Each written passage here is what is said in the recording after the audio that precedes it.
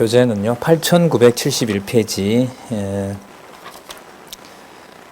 디모데전서 6장 13절부터 보겠습니다. 16절까지 명령을 지키라며 재림을 보여줄 하나님에 대해서 알려줍니다.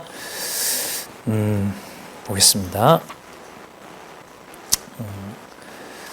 자, 아까 그 12절 말씀 잠시 보면서 13절로 넘어갈게요. 믿음의 선한 싸움을 싸우라, 영생을 취하라. 이를 위하여 내가 부르심을 입었고 많은 증인 앞에서 선한 증거를 증거하였도다. 자, 이게 다 연관이 되죠. 선한 증거, 선한 싸움. 반대말은 돈을 사랑하는 것. 자, 이렇게 이익을 경건의 재료로 사용하는 것과 다르다는 거 여기 있습니다. 자, 13절 보겠습니다. 만물을 살게 하신 하나님 앞과 만물에게 그야말로 생명을 주시는 하나님이시죠. 그러니까 유대인에게만 생명을 줄까요? 아니죠. 예, 이방에게도 주고, 그러면 상전에게만 잘 되도록 하고 그에게만 생명을 보장하는 건가요? 그것도 아닌 거죠. 그러니까 모든 만물에 생명을 주시는 하나님 앞과, 그다음 볼게요. 본디오 빌라도를 앞에서 무슨 증거로? 선한 증거로 증거하신 그리스도 예수 앞에서 내가 너를 명하노니. 자, 여러분, 본디오 빌라도 앞에서 예수님은 결국 뭐 하게 되죠? 죽게 되잖아요. 그런데 그게 패배인 건가요? 승리인 건가요? 승리인 거죠. 왜 승리냐 하면 그게 앞부분에 이제 나왔던 거예요. 종이 상전이 있다고 해서 그 상전이 통치하는 것이 아니라 누가 살아계신 증거를 말씀으로 보여주는 거예요. 하나님이 살아계신. 그러면 여기에 만물을 살게 하시니라는 게 종나가는 바로 그 피고용인에게 있어서도 생명을 주관하시는 하나님이라는 존재가 먼저 앞서는 거죠. 이게 이제 드러나게 되는 거고요. 자, 그 예가 뭐냐 하면 자기를 죽이는 본디오 빌라도 앞에서 뭘 하게 됩니까? 너가 죽이는 것이 아니라 요한복음으로 가면 하나님이 죽게 하지 않으면 아무도 내 몸에 손을 댈 수가 없다. 그럼 이때 선한 증거는 앞부분에 나왔었죠. 선한 싸움을 싸우라. 12절에 보세요. 믿음의 선한 싸움을 싸우라. 무엇을 취하라? 영생을 취하라. 그리고 끝에 보면 선한 증거로 증거했다. 그러면 선한 증거의 실체가 누구인 거예요? 자신을 죽이는 본디오 빌라도 앞에서 누구가 살아계신 것을 경외함으로 죽음을 받아들인 것. 하나님 아버지가 살아계신 것을 증거하는 바로 그게 선한 증거가 되고요. 그렇게 그리스도가 선한 증거를 빌라도 앞에서 했습니다. 그러면 여기에서 만물을 살게 하신 하나님 앞과 자신을 죽이는 빌라도 앞에서 하나님을 경외하는 말씀을 증거한 그리스도 앞에서 내가 너를 명하노니라는 말은 바울 자신과 연관시키면 무엇을 두고 지금 얘기를 하겠다라는 말일까요? 본디오 빌라도 앞에서 빌라도한테 예수님이 어떻게 됐어요? 죽으셨잖아요. 그죠?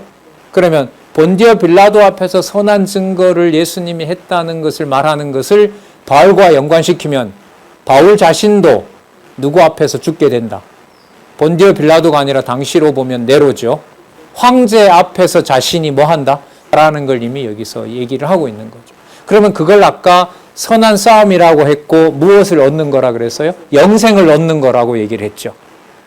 그러면 여러분, 직장 생활에서 만약에 저희 자녀들과 혹시 또 요즘은 뭐 노인 일자리가 많으니까요. 그렇게 우리 예를 들면 권사님들, 장로님들이 부당한 대우를 받는, 자신의 기준으로 부당한 대우를 받는 그 순간이 본디오 빌라도 앞에서 하나님 살아계신 것을 믿게 하고 하나님을 경외했던 누구의 사건? 그리스도의 사건. 그리고 점점 에베소 교인들이 떠나고 점점 더 디모데가 고립되는 상황에서 디모데에게 고난을 받으라고 권했던 사도 바울의 그 말씀이 어떻게 되는 걸까요? 이루어지는 현장이 될 수도 있는 겁니다. 그런 부당한 대우가 영원한 생명을 취하신 그리스도가 살아계셔서 통치하시는 현장이 되는 곳이 바로 뭐냐면 우리의 사회생활이고 여러분들이 하셨고 지금 하고 계시고 저희 퇴근하고 지친 자녀들이 이 짓을 평생 해야 되냐라고 인간적으로 자괴감이 몰려오는 바로 그 현장이 지금 여기서 얘기하고 있는 바로 그리스도가 빌라도 앞에서 선한 아까 무엇을 취하게 하시는 영생을 취하게 하시는 바로 그 현장인 것이죠. 여러분 이 부분에 대해서 미리 진리를 받아들이고 많은 진리를 통해서 여유와 평안을 누렸던 많이 모여있는 그룹, 이게 이른바 교회거든요. 그럼 그 교회가 옥중에서라도 디모데를 챙기는 것처럼 그런 자녀들에게, 그런 각 가정들에게 혈육을 가지고 있는 그들에게 무엇을 공급하는 것? 진리의 말씀을 공급하는 것은 이건 너무너무나 당연한 거죠. 올바른 마음인 거고.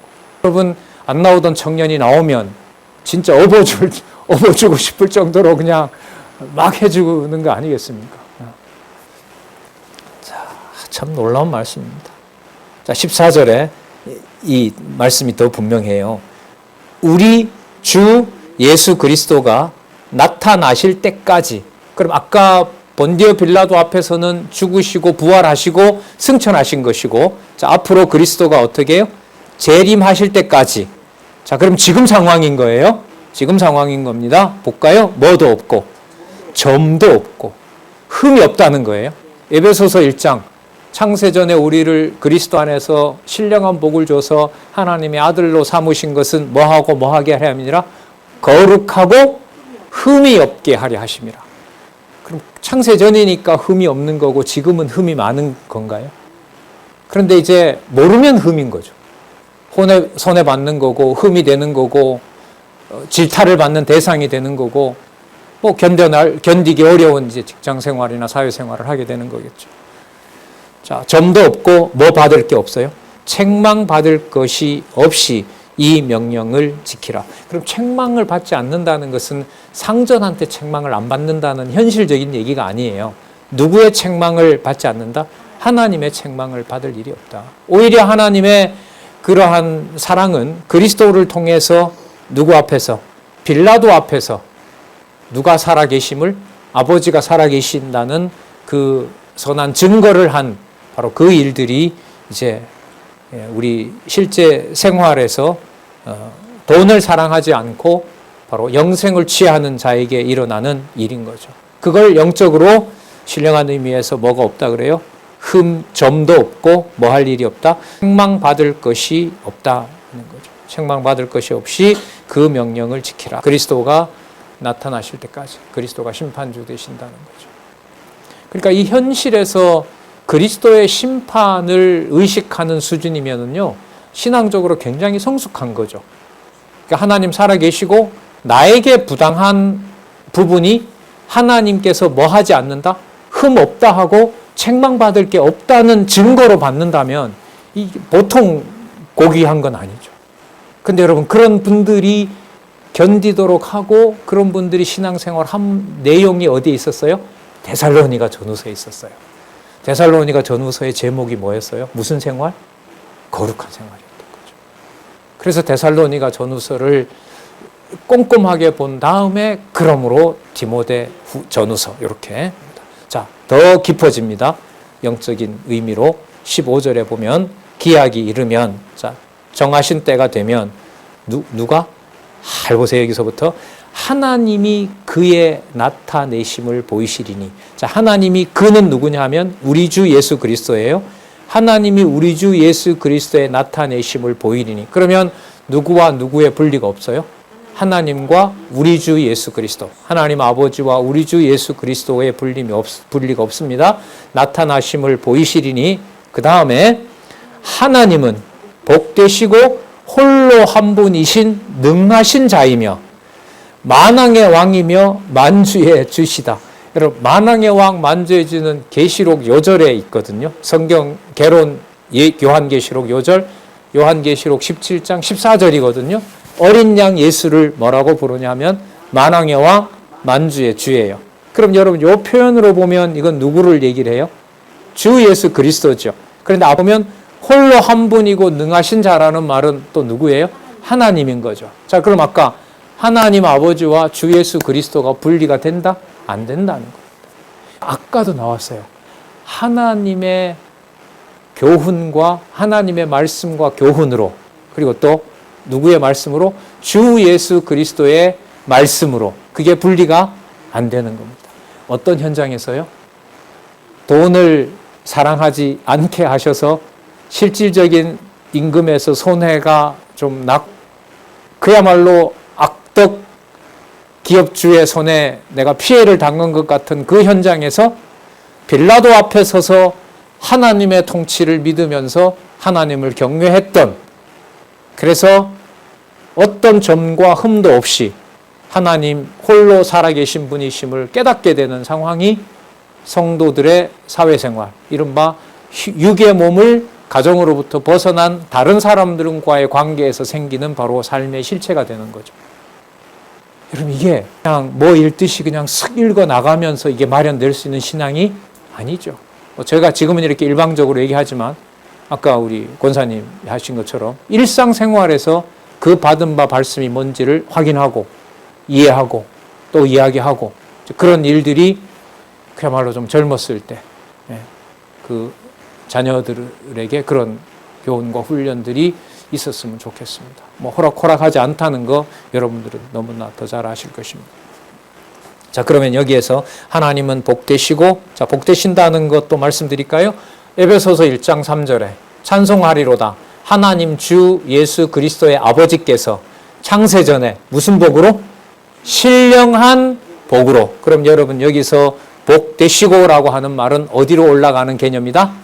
창세전 누구 안으로? 그리스도에게로 올라가는 개념이다. 그러면 여러분 이 복하고 같은 말이 앞에 뭐가 나왔어요? 영생 나왔었죠. 반대말이 뭐가 나왔어요?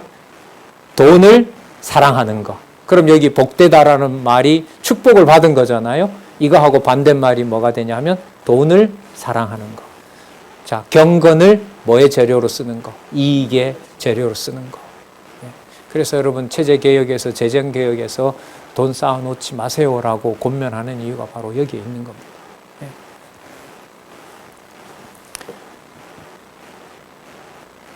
만왕의 왕이시오 만주의 주시오. 16절 보겠습니다. 오직 누구에게만? 그에게만 죽지 아니함이 있고. 여러분 이때 그는 누굴까요? 만 얘기할까요? 아니죠. 앞에 보세요. 하나님은 복되시고 홀로 한 분이신 능하신 자이며 만왕의 왕이며 만주의 주다라는 것 속에는 누구와 누가 분리가 없어요. 그렇죠. 하나님 아버지와 주 예수 그리스도가 구분이 없는 겁니다. 그런 의미에서 16절에 오직 그에게만 죽지 아니함이 있고라고 했을 때 그리스도가 분명하지만 이미 거기에는 누가? 하나님이 들어와 계신 거죠. 하나님이 그의 나타나심을 보인다고 하니까 오직 그에게만 죽지 아니함이 있고 가까이 가지 못할 빛에 거하시고, 그 피조물이 아니라 창조주의 영광을 얘기를 하고 있는 거죠. 그 다음에 아무 사람도 보지 못하였고 뭐 할 수 없는 자다? 볼 수 없는 자다. 그러니까 인간의 어떤 피조물의 시각으로 알 수 없는 그 하나님의 존재를 얘기를 하고 있고, 그러므로 그에게 존귀와 영원한 능력을 돌릴지어다. 아멘. 이렇게 얘기를 하는 겁니다. 여러분 이게 막연한 어떤 추상적인 신을 얘기를 하는 건가요? 한 푼 손해보는 데서 격앙하지만 그리스도가 본디오 앞에서 하나님을 경외하는 것을 확증하는 그 현장을 사회생활에서 혹은 가정생활에서 손해를 보고 가정생활을 불우하게 여기는 그 현장에서 역사하시는 하나님의 능력을 증거하고 있는 걸까요? 후자인 거죠. 후자인 겁니다. 이런 용어로 이 머릿속에 기억이 안 되면 그 상황에 이렇게 갖다 내놓을 언어가 없는 거죠. 그죠?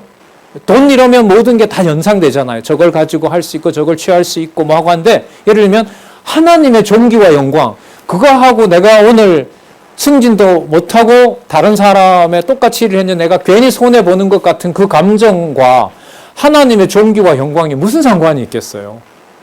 그 거리는 너무 멀단 말이죠.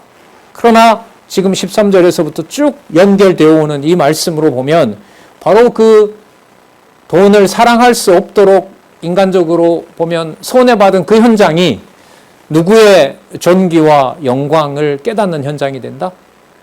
어떤 분요? 또 볼까요? 복되시고 홀로 한 분이시고 능하신 자이고 만왕의 왕이고 만주의 주이시고 죽지 아니하시고 우리가 가까이 가지 못하고 아무 사람도 보지 못하며 볼 수도 없는 바로 그 영원한 창조주의 존귀와 영광이 그 현장에 드러나고 있는 겁니다. 여러분, 우리 보셨던 것처럼 지금 에베소 교회가 인간적으로 이렇게 영광스러운 곳입니까? 아니잖아요. 뒤에 가면 이제 나오거든요. 다 떠나고 그랬다. 그 디도도 나오는데요. 디도가 여러분 뒤에 디모데 전서 다음에 뭐 나오죠? 디도서 나오죠. 그 디도도 떠납니다. 후서에 가면. 그 디도가 그 디도라고 보통 얘기를 하거든요. 그 크레테에서 그렇게 혼자 견디고 이단 소굴과 거짓말장이 소굴에서 견디던 디도도 떠납니다. 떠났다 그래요. 그리고 처음에 바울을 변론했던 로마에서 변론을 도왔던 자들도 2차 투옥되고 죽는 날이 다가오자 또 다 거의 떠납니다. 누가밖에 안 남았다 그러거든요. 그리고 디모데 보고 올 때 마가를 데려오라고 얘기를 합니다. 그럼 여러분 여기에서 예를 들면 복되시고 홀로 한 분이시고 능하신 자이며 만왕의 왕이시고 만주의 주이시고 가까이 가지 못할 빛에 거하고 아무 사람도 보지 못하고 볼 수 없는 바로 그 하나님의 존귀와 영광의 능력을 인간적으로 이런 어려움 속에서 그냥 던지고 만다? 너무너무 이건 공허한 얘기가 되는 겁니다. 그러니까 여러분, 이 믿음을 어디에서부터 하나님은 주기로 약속한 거예요? 뭐 할 때부터? 이 세상에 태어나서 성공할 때까지는 아니고 성공한 다음부터 영광이 오는 건가요? 아니죠. 뭐 할 때부터? 그 육의 몸이 던져진 이 현장에서부터. 좀 극단적인 건 아니죠. 슬픈 경우로 보면 부모 없는 고아부터.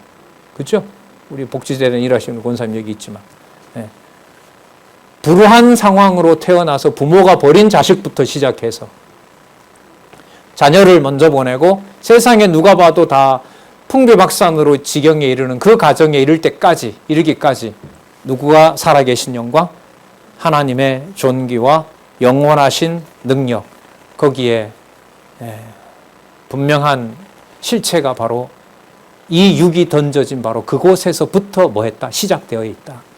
출생의 비밀은 단지 여러분 창세전에 막연한 신령한 복이 아니라 그 복이 자기가 던져진 그 자리부터 몇 년도 그 사건부터 지금까지 또 그리스도가 오실 때까지 내가 하나님 나라 갈 때까지 거기에서 드러나고 있다. 이게 이 체제가 흔들린다, 흔들리지 않는다. 절대로 흔들리지 않는다. 왜? 이런 분이 통치하고 계시니까. 그게 여러분 디모데 전서에서 말하는 교회의 조직과 자, 누가 조직해 놓은 거죠? 하나님께서 언제? 창세전에. 그리고 누구 방법대로 집을 운영하세요? 여러분 행정이 그 오이코스를 운영하는 걸 말하는 거죠. 그 행정을 말하는 거예요. 그러면 그 행정이라고 하는 것은 오늘 6장 마지막 절에 봤을 때 아무리 불우하고 종노릇을 하는 포로로 끌려간 자라 하더라도 유대인들 다 포로로 잡혀갔었고 또 잡혀갈 거잖아요. 그렇게 간다 하더라도 누구의 교회, 누구의 집? 하나님의 교회, 하나님의 집은 흔들리지 않는다. 절대로 흔들릴 수가 없다. 그럼 그게 바로 뭐냐 하면 디모데 전서가 말하는 교회의 조직과 행정. 그러면 누구로부터 출발해요, 이게? 현상 세계에서는 이 몸, 내 몸으로부터 출발해요. 부모가 함께 있으면 인간적으로 너무 좋겠죠. 하지만 없을 수도 있어요. 평생 혼자 예수님 당시에 보면 어렸을 때 남편을 잃고 몇 년 과부라 그랬죠. 80년 이상 과부였던 거죠. 그러니까 보면 불우한 가정이죠. 그 가정으로부터 시작된 바로 그 몸이 이 땅에 오신 그리스도가 겪으셨던 바로 하나님을 경외하는 바로 그 자리라는 사실을 그런 교회의 조직과 행정, 어디에 떨어져 있는 어떤 다른 그 조직을 말하는 것이 아닙니다. 나를 여러분 인간적으로도 빼고 뭔가를 보게 되면 되게 공허하고 힘들어요. 왜냐하면 그 조직에 나는 늘 뭐가 되니까 희생양이 된다고 생각하니까. 세상 논리도 그런 건데 교회에서 누가 배제가 되고 누가 앞서서 지배하게 되고 이런 문화는 아니죠. 그런 의미에서 디모데 전후서를 목회 서신이라고 하는 것은 반드시 재고를 해야 될 개념이죠. 그 목회를 어디서부터 본다면, 가정에서부터 본다면 맞는 말이겠지만. 예. 자, 여기서 멈추질 않고요. 다시 한번 강조합니다. 아까 일만하게 뿌리가 뭐다? 뭔 사랑이다? 본 사랑. 맞죠? 그걸 다시 아마 이게 심각한 것 같아요. 6장 17절부터 21절 볼까요? 부한 자들의 생활 지침 및 지도자의 임무에 대해서 알려줍니다. 내가 이 세대의 부한 자들을 명하여, 자, 뭐라고 명하냐 하면, 마음을 높이지 말고, 자, 부가 있다고 해서 마음을 높이지 말고, 정함이 없는 재물에 소망을 두지 말며, 하나님이 빼앗아 갈 수도 있고, 그것 때문에 영혼이 흔들릴 수도 있잖아요. 두지 말고, 오직 우리에게 모든 것을 후히 주사 누리게 하시는 누구에게? 하나님께 두며. 자, 하나님을 사랑하는 겁니다. 여기서. 그럼 아까 우리 살펴봤어요. 좋은 일, 선한 일은 디모데 전후서에서 하나님 사랑, 누구 사랑? 이웃 사랑. 플러스 구체적인 거. 뭐와 뭐 받는 거? 고난과 핍박 받는 거. 그게 여러분 디모데 전후서에서 말하는 선한 것, 좋은 것이에요. 뭐 한 7, 8번. 좋은 거, 선한 걸 다 합하면 한 10번 정도 나와요. 거의 지배적인 개념이죠.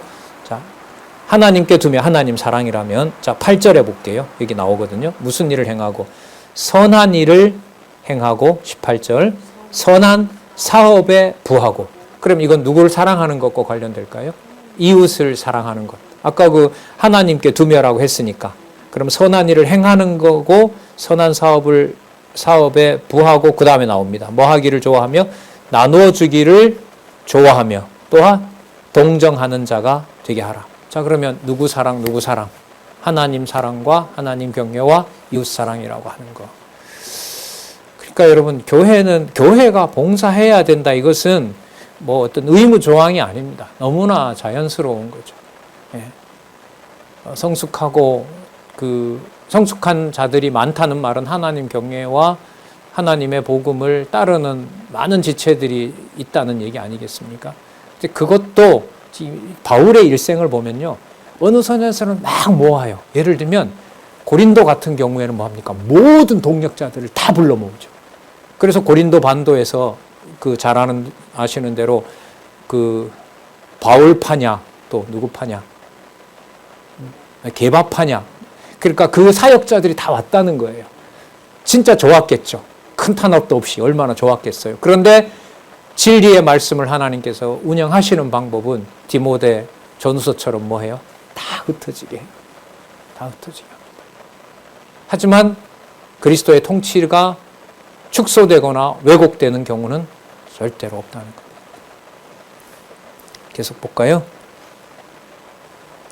동정하는 자가 되게 하라. 19절. 이것이 장래에 자기를 위하여. 이거는 장차 오실 그리스도의 심판을 전제로 합니다. 장래에 자기를 위하여. 자, 또 나옵니다. 무슨 터? 좋은 터. 자, 좋은 터는 영생과 관련된 거고, 하나님을 사랑하고 교회를 사랑하는 일과 관련된 거고, 무엇의 반대말? 돈을 사랑하고 경건을 이익의 재료로 삼는 것하고 반대되는 거겠죠. 좋은 터를 쌓아 무엇을 취하는 것이라? 참된 생명을 취하는 것이라. 아까 어떤 말로 나왔습니까? 영생. 자, 이렇게. 그러니까 같은 개념을 계속해서 동일한 말씀을 공급하고 있는 거죠. 그러니까 어제 만나가 오늘 만나와 동일하듯이 그때그때마다 하나님의 말씀을, 육의 몸을 가지고 있는 가정이나 바깥의 사회에서나 계속해서 그 말씀을 공급해 주시는 겁니다. 좋은 터를 쌓아 참된 생명을 취하는 것이니라. 자, 20절 볼까요? 디모데야, 내게 부탁한 것을 지키고, 그 다음 또 보세요. 또 말씀으로 돌아와요. 거짓되이 일컫는 지식에 망령되고 허한 말과 뭘 피하라? 변론을 피하라. 네. 여러분, 거짓되이 일컫는 지식은 그야말로 거짓된 지식입니다. 거짓 진리라고는 할 수가 없죠. 거짓 지식인 거고요. 그 다음에 여러분, 망령된다라는 말은 하나님의 이름을 모독하는 거예요. 그러니까 이게 뭐가 되냐면 신성 모독을 말해요.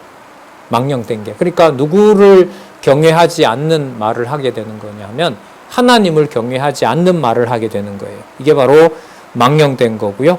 그 허탄한 말은 뭐냐면 이걸 잡담이라 그러는데, 그러니까 이익을 챙기기 위해서 사람들끼리 모여서 진리 안에서 교제하지 않고 하는 거. 그럼 이게 구분이 안 되는 거예요. 그러니까 망령된다라는 말은 하나님을 경외하지 않는 말을 하는 거고요. 바울이 보낸 편지 읽지 않아도 된다고 하는 거겠죠. 그리고 그 말을 하지 않으니까 모여서 어떤 말을 해요? 공허한 말을 하는 거죠.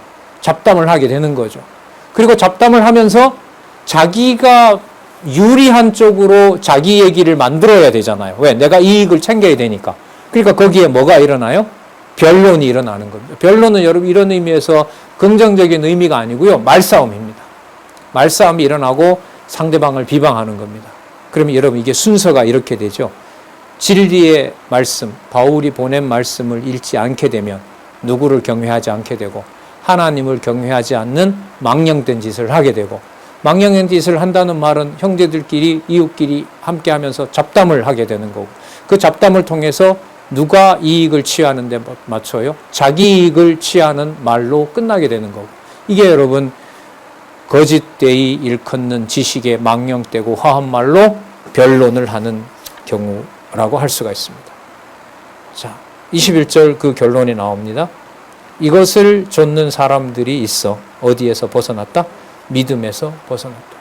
그러니까 하나님께서 하나님 자녀로 삼아주신 그 믿음을 이익의 재료로 삼음으로 해서 하나님의 자녀되는 바로 그 믿음이라는 선물을 결국은 저버리게 되는 겁니다. 이 사실을 6장 마지막에서 또 한 번 경고를 합니다.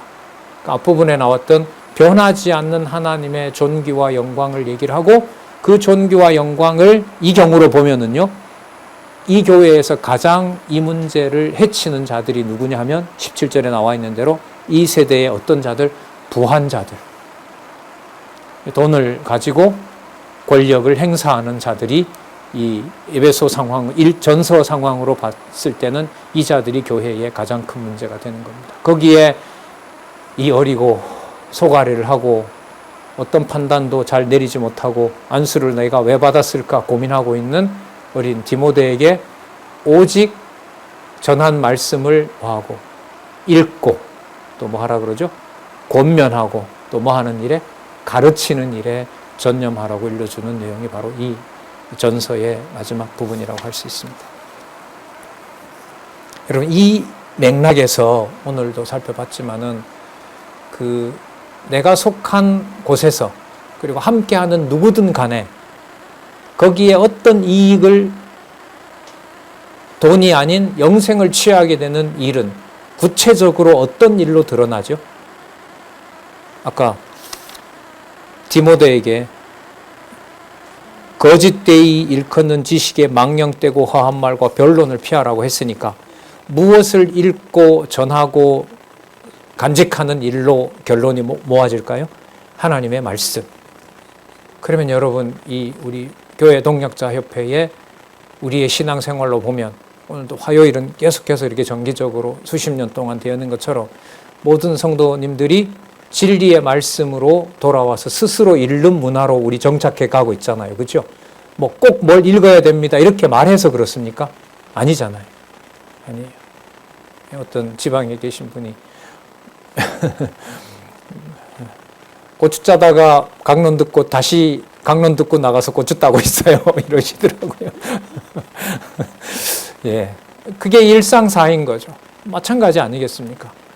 이런 직장을 평생 다녀야 되냐라고 하다가 한마디 말씀에 다시 힘을 얻고 쉬고 다시 또 거기에 가서 진리의 말씀 이게 뭔 소용이 있냐라고 자괴감이 들다가 다시 그 말씀을 듣고 계속해서 하나님 살아계신 것을 증명해가는 전체적인 삶. 이게 흔들릴 수 없는 바로 뭐냐 하면 누가 세우신 교회의 체제다?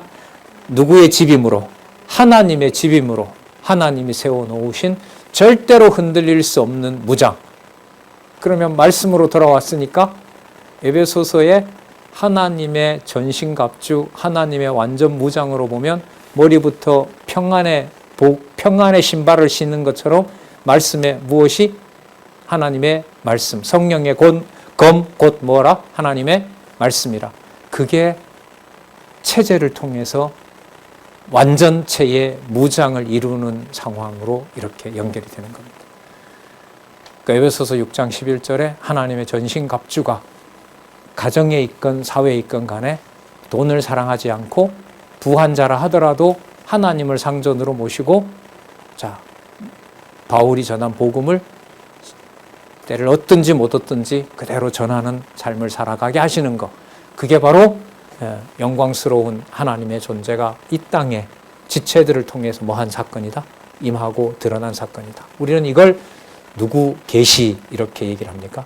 여호와 계시, 그의 존재와 속성의 계시 이렇게 말을 하고 있습니다.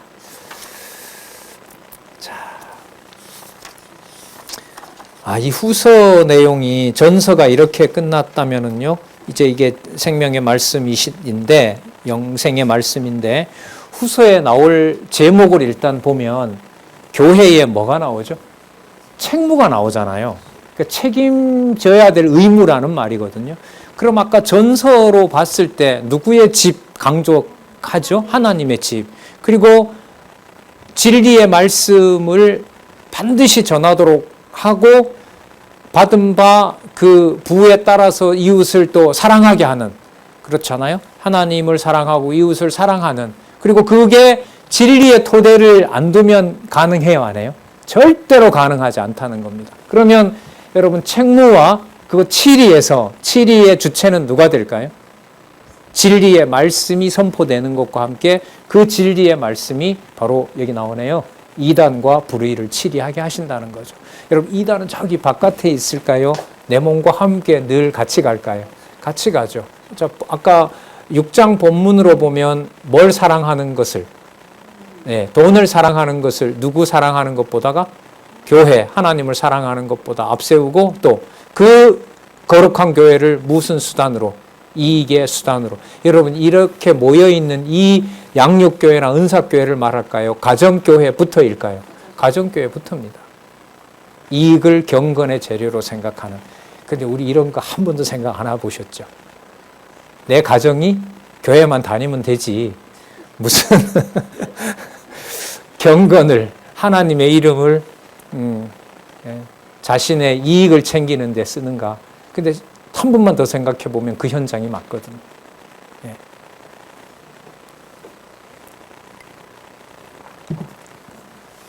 이런 문제가 여러분 2000년 전에 그 3년 동안 공들이고 그렇게 혼을 쏟았던 에베소 교회에 그대로 드러났다는 겁니다. 현재 일어나는 일인 거고요. 하지만 이렇다 저렇다 하나님의 영광이 드러나는 교회에 대해서 우리 기준의 생각과 판단을 함부로 할 수가 없게 되는 것. 이게 바로 영원한 말씀으로, 영생의 말씀으로 무장된 교회이죠. 자, 그러면 우리 교회의 책무와 치리로 가서 한번 볼까요? 자, 먼저 전파의 수호의 책무와 이단 불의의 치리가 나오는데, 먼저 1, 양쪽 가로 1. 무엇의 전파를 당부해요? 복음 전파를 당부합니다. 그러면 전서에 나타났던 그 힘든 상황에서 하나님이 깨닫게 하는 내용은 하나밖에 없어요. 바울이 보낸 편지, 다시 또 보내는 편지, 그죠? 이미 받았던 편지, 받을 편지, 그 말씀만 기다리면서 사는 거죠. 마치 만나를 오늘 먹고 그 다음날 기다리는 것처럼. 자, 먼저 1장 1절에서부터 5절 보겠습니다. 발신자의 수신자에 대한 축원 및 관심의 이유를 밝혀줍니다. 1절 볼게요. 하나님의 뜻으로 말미암아 그리스도 예수 안에 있는 생명의 약속대로, 아까 영생이라고 나왔었죠. 자, 생명의 약속대로 그리스도 예수의 사도된 바울은, 자, 그러면 바울이 예수님의 사도라는 말은 오직 무슨 말씀? 생명의 말씀, 영생의 말씀을 전하는 일, 그게 유일한 일입니다. 2절, 자, 사랑하는 아들 디모데에게 편지하노니, 자, 가정교회로 전체 교회를 규정하는 내용입니다. 자, 사랑하는 아들 디모데에게 편지하노니 하나님 아버지와 그리스도 예수 우리 주께로부터. 자, 분리되지 않는다는 거 6장에서 충분히 확인했습니다. 그렇죠? 한 구절 속에 다 나왔습니다. 자, 그 주 개념은 누구를 또 연상시킨다? 여호와. 여호와 개념이 디모데후서에 나옵니다. 5번 나옵니다. 자, 그러면 누구 계시가 맞아요? 여호와 계시가 맞는 겁니다. 자, 그건 이제 나올 때 말씀을 드릴게요. 하나님 아버지와 그리스도 예수 우리 주께로부터 은혜와 긍휼과 평강이 내게 있을지어다. 여러분, 은혜가 시작하는 창세전 상황이라면은요. 그 다음에 긍휼은 여러분 아까 하나님 아버지와 누구라 그랬죠? 그리스도 예수 우리 주라고 그랬잖아요. 그럼 이 긍휼의 확증은 누가 이루신 걸까요? 이 땅에 오셔서 하나님의 자녀를 구속해 주신 바로 하나님의 긍휼, 사랑.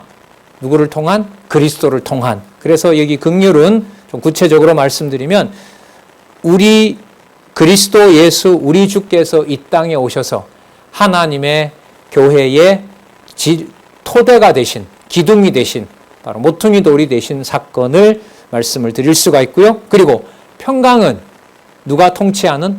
그리스도가 통치함으로 이 세상의 유대인이든 이방이든 간에 누구의 통치를 받는? 그리스도의 통치를 받는 바로 그 결과라고 할 수가 있습니다. 그래서 은혜와 긍휼과 평강은 창세전 신령한 복이 현재 종노릇하고 있는 내 부하. 하지만 그가 창세전 누구의 자녀이다? 하나님의 자녀인 것을 아는 사건. 그게 여러분 뭐냐 하면 은혜와 긍휼과 평강의 실체인 겁니다. 에이, 뭘 그렇게까지. 아니면 다르게 해석 못합니다. 그냥 이건 바울이 할 때마다 인사야. 그거 하고 나하고 무슨 상관이 있습니까? 그래서 바울을 통해서 전했던 말씀으로 은혜는 창세전, 긍휼은 그리스도 예수, 평강은 적대 관계에 있는 이해 관계에 모인 사람들이지만 그리스도가 통치함으로 서로에게 뭐가 되는, 화평이 되는 그 삶이 바로 은혜와 긍휼과 평강의 삶인 거죠. 그러니까 가정교회의 가장 중요한 요소가 창세전의 근거를 두고 있기 때문에 거기에 은혜와 긍휼과 평강이라고 하는 것은 너무 중요한 요소가 되는 겁니다. 3절에 볼게요. 내가 밤낮 간구하는 가운데 쉬지 않고 너를 생각하여, 자 볼게요. 왜 그러냐 하면 정결한 양심으로. 그러니까 아까 나온 개념으로 보면 돈을 사랑하는 것이 아니라 뭐하고? 정결한 양심으로. 여러분 이거 보면은요 아마 이 어린 디모데에게 돈으로 매수하려는 일도 일어난 것 같아요. 부한자가 와서 자기 중심의 목회를 하게 하려고 디모데를 제가 후원할 테니까 제 얘기를 들으세요 하는 자들도 있었던 거죠. 정결한 양심으로 흔들리지 않게 하신 거라는 거죠. 정결한 양심으로 조상적부터 섬겨오는 하나님. 이거 가정 개념 맞죠? 그죠? 하지만 가정을 어떻게 합니까? 넘어서는 개념이라는 거. 조상적부터 섬겨오는 하나님께 감사하고. 자, 4절. 내 눈물을 생각하여 너 보기를 원함은. 좀 애틋하기도 해요. 이 경우로 보면. 1차 마치고 1차 투옥에서 잠시 나와서 디모데를 만약에 만났다면 바울의 머릿속에 남는 것은 뭐밖에 없어요? 앞부분에 여러분 디모데 6장까지 내용에 보면 상황이 어려워요? 쉬워요? 너무너무 어렵잖아요. 아마 바울이 오는 날부터 아마 가는 날까지 그냥 울다가 시간 다 보냈을 것 같아요. 그야말로 누구 품에서 우는 자녀요? 예, 탕자가 돌아와서 부모 품에서 우는 것하고 똑같죠. 예, 이런 경험들 다 있으실 겁니다. 예. 자, 그 눈물 속에 아까 얘기했던 뭐가 있어요? 정결한 양심이 있는 거예요. 얼마나 귀하겠어요. 하지만 부모가 왔을 때 그 부모에게 자신의 모든 걸 진리 안에서 올인하고 거기서 위로받고 함께 확인하고, 자, 내 눈물을 생각하여 너 보기를 원함은 내 기쁨이 가득하게 하려 함이니 이는 내 속에 또 나옵니다. 거짓 없는 믿음을 생각함이라. 교회를 이익으로 생각하는 마음이 없는 정결한 어린, 표현으로 보면 사도 바울로 보면 어린, 50대 바울이 봤을 때는 어린 바로 정결한 마음을 가진 디모데. 네. 내 속에 거짓 없는 믿음을 생각함이라. 이 믿음은 먼저 내 외조모 로이스와 내 어머니 유니게 속에 있더니 자, 내 속에도 있는 줄을 확신하노라. 자, 하나님께서 그렇게 하셨고요.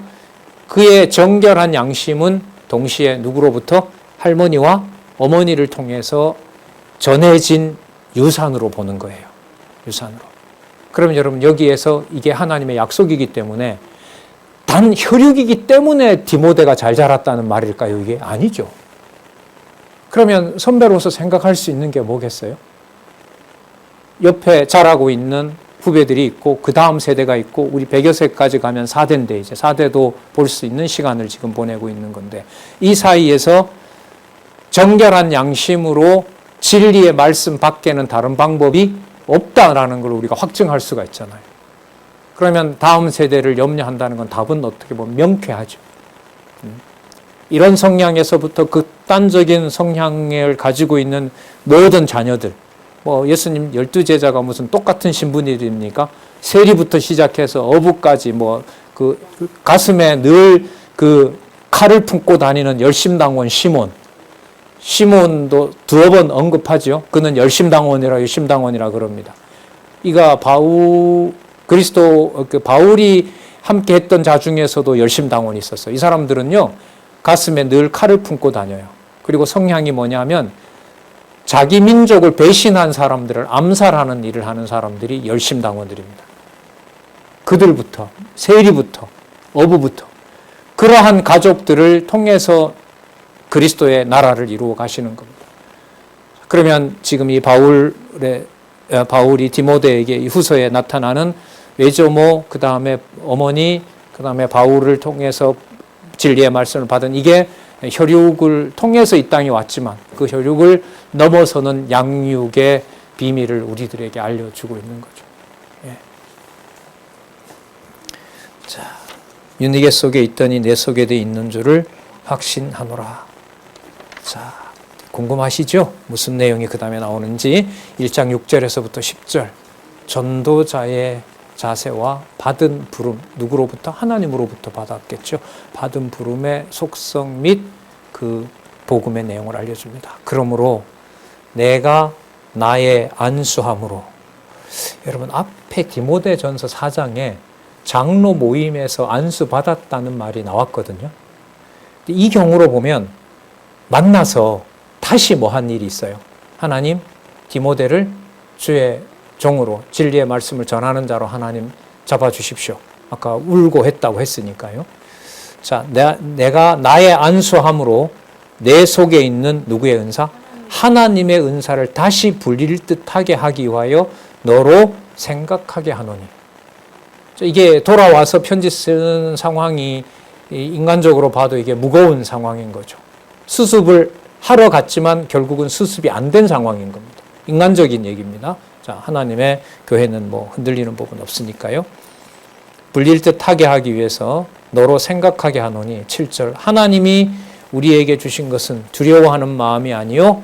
자, 이건 바울도 포함되겠죠. 이제 곧 순교를 해야 되니까요. 오직 능력, 누구의 능력일까요? 하나님의 능력이겠죠. 하나님의 능력이고 하나님의 사랑이고. 자, 여기까지 하나님 사랑입니다. 뭐로 드러납니까? 근신하는 마음. 자, 누구를 사랑하는 마음? 형제를 사랑하는 마음. 할 말도 많고 바울을 통해서 보세요, 제가 바르게 해왔고 정결하잖아요 라는 걸 앞세워서 자기가 모든 말을 할 수 있지만 그게 자기의가 되고 자기 주장을 만들어내는 것이 수가 있기 때문에 뭐 하는 마음? 근신하는 마음을 주시는 겁니다. 8절 그러므로 내가 우리 주의 증거와, 자, 주 나왔네요. 여호와 주 예수 그리스도 다 들어오는 개념. 우리 주의 증거와 또는 주를 위하여 갇힌 자 된 나를 부끄러워 말고. 이 디모데의 눈물로 보면 다시 가서 구속되고 이번에는 재판이 불리하게 되어서 스승인 아비인 바울이 뭘 하게 된다? 죽게 된다는 것도 아마 이 사실을 알았던 것 같아요. 그리고 이 편지 내용에 보면 다가왔다 그날이 그렇게 알려주고요. 참 영화로 만들어도 너무너무 멋진 참 영화가 될 것 같아요. 이런 부분들은. 그러므로 내가 우리 주의 증거와 또는 주를 위하여 갇힌 자 된 나를 부끄러워 말고, 그 다음 볼게요. 오직 누구의 능력? 하나님의 능력으로 쫓아 지금 받았던 것처럼 주 예수 그리스도를 전하는 복음과 함께 뭘 받으라?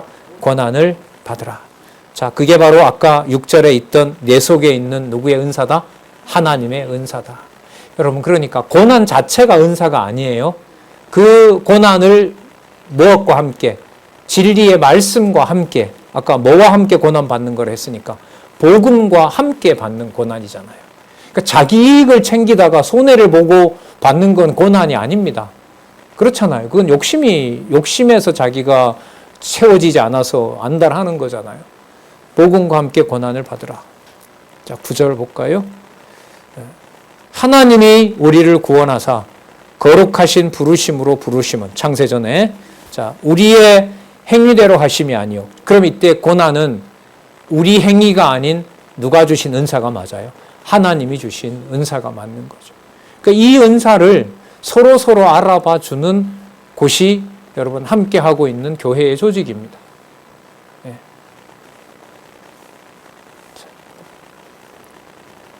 거기 나오네요. 오직 거룩하신 부르심으로 부르심은 오직 자기 뜻과 영원한 때 전부터 그리스도 예수 안에서 우리에게 주신 뭐대로? 은혜대로 하심. 여러분, 에베소서 3장 11절 기억나세요? 은혜 얘기할 때. 언제? 영원부터 우리 주 그리스도 예수께서 뭐 하신 뜻대로? 예정하신 뜻대로 주신 것. 그게 바로 은혜였었죠. 메모하셔도 돼요. 에베소서 3장 11절 참고. 요거하고 똑같은 내용입니다. 자기 뜻과 영원한 때부터 그리스도 예수 안에서 우리에게 주신 은혜대로 하심. 이게 누가 주신 은사다? 아까 6절에 나왔던 내 속에 있는 누구의 은사? 하나님의 은사인 거죠. 여러분, 어디까지 간 은혜와 은사를 말해요? 아니, 반드시죠. 에베소서 3장 11절에도 언제부터? 영원부터였고, 지금도 보면 언제 때부터? 영원한 때 전부터니까. 그러면 여러분, 이 지상에서 복음과 함께 어떤 동력자가 함께하는 상황은 어디에 있는 하나님의 사랑을 어디에서 성취해 주신 사건이죠? 창세전에 속한 하나님의 은혜와 사랑을 어디에서? 이 지상에서 뭐 해주신 사건이에요? 성취해 주신 사건이 진리 안에서 성도들이 서로 합력하는 일입니다. 사회에서 상부상조하고 같이 즐기면서 하는 것하고는 차원이 다른 거죠. 여러분, 이게 내 몸이 가정을 벗어난 사회생활의 얘기를 하는 걸까요? 가정에서 내 몸이 속해 있는 그곳을 말하는 걸까요? 이걸 또 분리할 수 있을까요? 할 수가 없는 거예요. 할 수 없는 거예요. 이 모델이 서구가 실패를 했고 진리가 사라졌기 때문에 거기에 성경신학으로 다시 지상에서 이걸 만들어내시고 이게 돌아가는 게 유대로 돌아간다 그랬죠. 유대가 지금까지도 여러분 지키고 있는 사안은 유대인들이 정기적으로 안식일 전부터 안식일 날에 순서가 한 15가지가 되는 순서가 있어요. 엄마는 음식 준비하고 아이들은 지금은 뭐 미국에 있든 어디에 있든 간에 줌으로 다 들어오고 그 다음에 아버지는 말씀을 증거하고 그리고 자녀들이 아버지에게 묻고 그 다음에 예루살렘에 있다면은 가족들이 함께 어머니가 준비한 식사를 하고 그리고 아버지가 어머니에 대한 감사를 꼭 표시하고 지금 유대인들 그 개종한 가정들이 모이는 거거든요. 남편이 아내에게 고마움을 반드시 하나님의 은혜 속에서 얘기를 하고 그리고 다가올 내용에 대해서 미리 알려주고 그게 유대인 가정에서 지금도 모이고 있거든요. 그러니까 그 습성은 개종한 유대인들이나 개종하지 않은 유대인들이나 생활 방식은 똑같아요. 내용이 다른 거죠. 개종하지 않은 유대인들은 뭘 보고 하는 거고 율법 보고 하는 거고 개종한 사람들은 신약까지 보면서 하는 거고 자, 다음에 이제 말씀드릴 여호와 개념이 나오는 신약 성경까지 보면서 하는 거고 그러니까 그 전통이 만약에 전통이 그대로 남고 내용이 뭐로 채워진다면 성경 신학을 통해서 창세기부터 계시록까지 일관된 절대적 진리다라는 말씀으로 받는다면 유대는 여기에 가까워지는 일이 되고, 제가 바라고 여러분들이 바라는 것은 성경신학, 우리 하나님이 주신 40여 년이 지난 이 현재의 교회 동력자 협회를 통해서 이 문화가 성취되기를 이제 간절히 구하는 거죠. 자, 10절. 이제는 우리 구주 그리스도 예수의 나타나심으로 말미암아 나타났으니, 자, 나왔네요. 그죠? 자, 이는 뭘 패하시고 사망을 패하시고 복음으로써 생명과 썩지 아니할 것으로 드러내신지라. 아까 나왔습니다. 6장 12절에 무엇으로? 영생으로. 자, 여러분, 사망을 패했다는 말은 디모데 후서로 보면 좀 있으면 죽게 될 사도 바울의 상황으로 연결을 지으면 사망을 패한다라는 말은 뭘 해도 괜찮다 이 말입니까? 사망 권세를 패했다고 했으니까 사도 바울이 창세전 하나님의 은혜로 영원한 때 전부터 그리스도 예수 안에서 자신이 받은 은혜가 존재한다면 이 땅에서 사망 권세를 없앴기 때문에 창세전에 해주신 은혜대로 이 땅에서 그리스도가 부활로 승리했으므로 내 몸을 죽여도 죽이는 것이 아니다. 이 말은 뭐 해도 괜찮다. 그럼 디모데에게 뭐 하는 거죠? 나 죽어도 된다. 그게 은혜의 확증이다. 너도 똑같이 그런 신앙을 가지고 있다는 걸 안다. 너 눈물에서 정결한 양심을 내가 알고 있다. 이걸 좀 편안한 자리에서 같이 읽어 나간다면 좀 많이 좀 울고 지나가야 될 것 같아요. 이런 영광스럽고 감격스러운 상황을 이 지상에서는 만날 수가 없는 거죠. 이게 만약에 이런 교육을 받고 6.25 동란과 일제의 탄압을 받았다면 더 이상 고귀한 게 없겠죠. 네. 자, 하나님 준비해 놓으신 것은 무엇인지는 참 알 수가 없습니다만 사망을 패하시고 복음으로써 생명과 썩지 아니한 것을 드러내신지라. 자, 그러면 사망 권세 이겼고요. 그 다음에 나오는 말씀들은 아까 그 정결한 양심으로 고난을 자신도 받고 디모데도 받는 것은 너무너무 큰 하나님의 은혜의 확증이다라고 이제 알려줬습니다. 자, 그 다음에 1장 11절에서부터 14절 보면 전도자의 신분과 결과를 비롯해 임무에 대해서 알려주는데요. 자, 보겠습니다. 먼저 전도자의 신분을, 그 의미를 알려줍니다. 11절. 내가 이 복음을 위하여 반포자 전하는 자죠. 사도는 누가 보낸 자? 그리스도가 보낸 자. 자기가 자청하고 나선 게 아니죠. 그리고 때를 얻으나 못 얻으나 끊임없이 뭐 하는가? 가르치는 자. 그게 교사입니다. 그러니까 반포자와 그리스도가 보냈고 그 다음에 그때그때 진리의 말씀을 전하는 바로 교사로 세우심을 입었노라. 이를 인하여 내가 또 이 고난을 받되 부끄러워하지 아니함은 나의 의뢰한 자를 내가 알고 내가 의탁한 것을 그날까지, 자, 자기가 바울이 의존하는 자, 의뢰하는 자, 저가 능히 지키실 줄을 확신함이라. 여러분, 이게 무장이죠. 무장 해제가 될 수 없는 겁니다. 아까 언제 주신 거기 때문에, 영원한 때 전부터 주신 거기 때문에 변할 수가 없는 겁니다. 여러분, 그러면 우리가 함께하는 우리 가정과 교회의 어려움이 다가온다는 것은, 고난을 경험하는 일이 다가온다는 것은 목적이 분명하죠. 어디에 있었던 은혜가 은혜대로 영원한 때 전부터 있었던 그리스도 안에서 받은 은혜가 은혜되게 하는 사건인 거고요.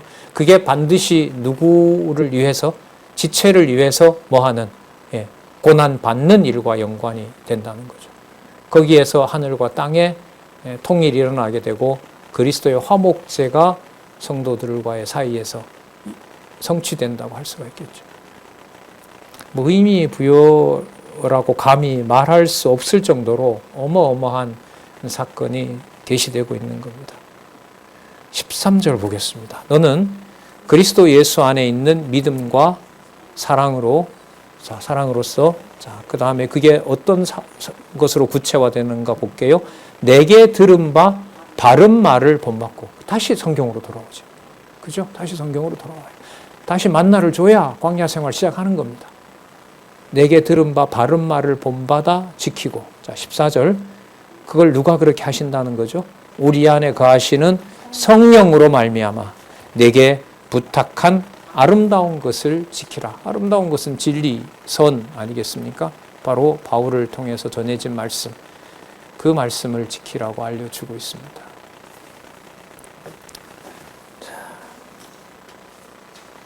여기서 이제 놀라운 얘기를 하게 되는데요.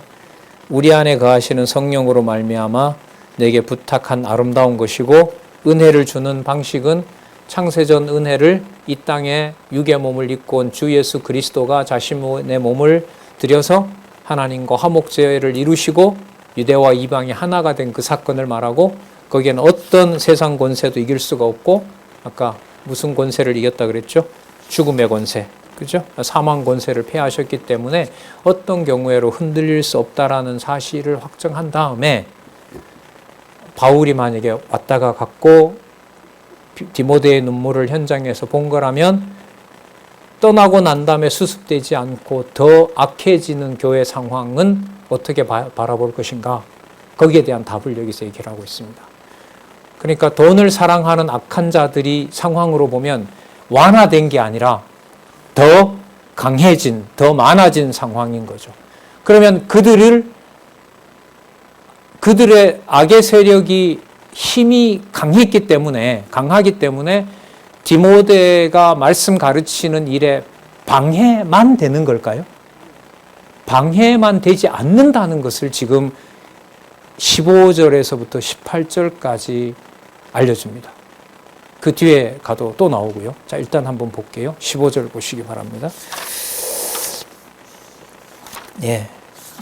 저 뒤에 가면 그게 나오는데요. 미리 말씀드렸습니다. 자, 일단 보겠습니다. 15절, 18절까지 버림도 당하고 섬김도 받는 전도자의 삶에 대해서 알려줍니다. 자, 버림당한 내용이 먼저 나옵니다. 아시아에 있는 모든 사람이 나를 버린 이 일을 내가 아나니. 여러분, 그러면 방문하고 난 다음에 교회를 돌보러 갔던 일이 이른바 성공했어요? 실패했어요? 실패는 어떻게 드러나요? 모든 아시아에 있는 모든 사람이 뭐 했어요? 바울을 버렸어요. 그럼 여러분, 이 본문의 내용으로 보면 바울을 버리는 대신 뭘 취한 걸까요? 돈을 취한 거죠. 자기 이익을 챙기는 쪽으로 교회가 가버렸습니다. 그래서 여러분, 나중에 이 에베소 교회가 요한계시록에 나오는 걸 참조를 하면은, 지금 이걸 쓸 때 한 40년 후에 그 요한계시록이 쓰여지거든요. 이게 한 55년, 60년 경으로 보면 95년이니까 35년, 30년 훨씬 후에 쓰는 걸로 보면 에베소 교회가 제일 먼저 나오죠. 아시아 7교회 가운데. 예, 타락했다고 나오고 있고, 그러나 견디는 자가 있으면 생명의 면류관을 주겠다고 하는데, 지금 이 상황으로 본다면은 바울이 1차 투옥에서 나와서 간 이후의 교회 상황은 디모데의 눈물이 더 많이 생기는 상황인 거죠. 아시아에 있는 모든 사람이 나를 버린 이 일을 내가 아나니. 자, 그 중에, 자, 이른바 믿었던, 이렇게 되겠죠. 야, 진짜 우리가 믿었던, 예, 부겔로와 허모게네가 있느니라. 그러니까 이 말 속에는 저 사람들은, 이렇게 되겠죠. 저분들은 적어도 디모데의 눈물에 함께 해주는 분들이라고 여겼을 것 같아요. 이 표현으로 보면. 근데 거기에 누가 있다는 거예요? 예, 이런 부겔로와 허모게네가 있다고 얘기를 합니다. 하지만 그들만 있는 게 아니죠. 이런 자들만 있는 게 아니라 16절에 원컨대